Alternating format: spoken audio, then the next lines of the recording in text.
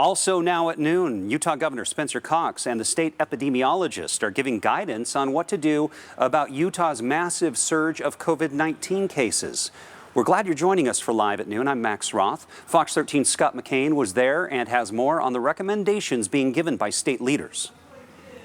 The overall message is that the Omicron variant of the coronavirus has basically outmaneuvered everyone and every effort to contain it. That we as a state are likely going to be in for a bumpy ride for at least a little while longer, but hopefully things will be getting better soon. Governor Cox says he and his staff have been meeting for the past 36 hours about how we should pivot on battling the surge in cases. First and foremost, he addressed the huge lines of people that are now waiting every day to get tested for COVID. Part of the problem, he says, is that the promised number of home testing kits, well, they've not arrived yet here in Utah, but he believes they will be here within the next week or so, and that should help.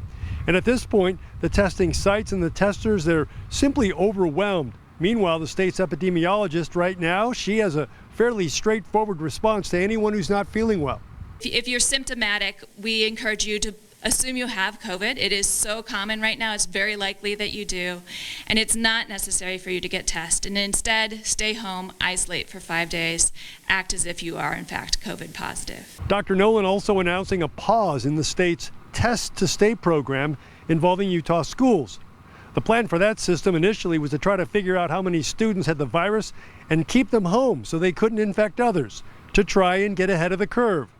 Governor Cox also acknowledging that based on what he is seeing and reading, wearing a cloth mask is basically worthless. If you're not wearing something like an N95 mask or a respirator type mask, you might as well not be wearing anything.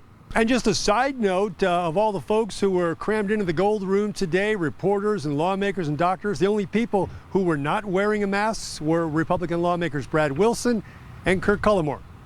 At the state capitol, Scott McCain, Fox 13 News.